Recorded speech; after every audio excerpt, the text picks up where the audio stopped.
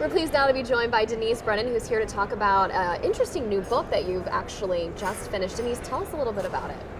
Well, it's great to be here. Thank you, Amy. I wrote a book on trafficking to the United States. We see headlines almost every day in the media about modern day slavery or human trafficking, and I wanted to find out what happens after people exit, after they escape, after they leave their situation of forced labor.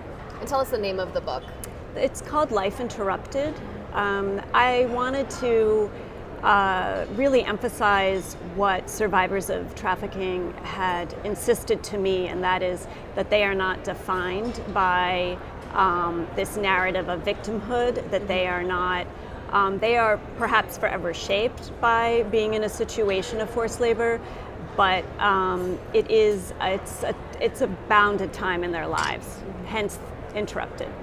Now there's millions of migrant workers here in the United States, and there's been some new policies recently announced involving immigration. How is that going to affect some of them? Well, I argue in the book, in fact, that trafficking happens. Now, trafficking is a labor violation. According to U.S. law, to qualify for trafficking assistance, which is a new visa, a T visa, which allows you to stay in the U.S., you have to have been laboring under a situation of force, fraud, or coercion. Well, the reality is if you are out of status in the U.S. and you are on a work site that often is unregulated and perhaps out of view, like a lot of farm work or domestic work in private homes, chances are your employer has a good shot at exploiting you with impunity. And some employers do this every day. And that's not necessarily trafficking. That's just lousy work. That's working under exploitative conditions.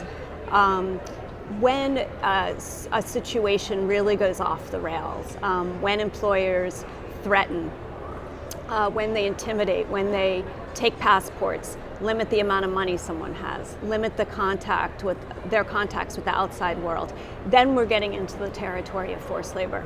And I argue that in today's punitive immigration regime, where workers try hard to labor undetected, they're not going to report everything from everyday abuses to the more egregious forms. So we're not fighting trafficking the way the U.S. government says we are, as long as we have police that act as immigration enforcement, criminalization of immigration, and policies like the ironically titled Secure Communities. The administrative relief that President Obama just announced last week is a step, but it only provides relief for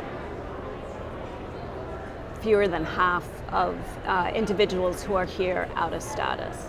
It's also deeply heteronormative in that it's really only providing relief for families, for people who have children. Single individuals are completely left out. A lot of people are left out of that relief. So unfortunately, exploitation will continue, and when employers can exploit, sometimes that tips into forced labor. So trafficking will continue. Obviously, when you started getting into this topic, you found a wide range of other issues that you wanted to address. Tell me about how this kind of spurred your next project. Right, so the dirty secret about trafficking, even though it's in the news headlines every day, is under 5,000 people in the past 14 years have received the designation of trafficked. 5,000 versus 11 million individuals who are here without status. So I wanted to move beyond these exceptions to our immigration regime and look at what does it mean to live every day in fear of being detected. And I'm now interviewing individuals who have loved ones who are in deportation proceedings, maybe with an ankle bracelet on, or have been or are in a detention center, or have been deported. Some heavy topics there to get into, for sure. Well, Denise, thank you so much. We look forward to seeing what comes of your work of this next project, and be sure to check out your new book, Life Interrupted. Thank you very much, Amy. Thanks.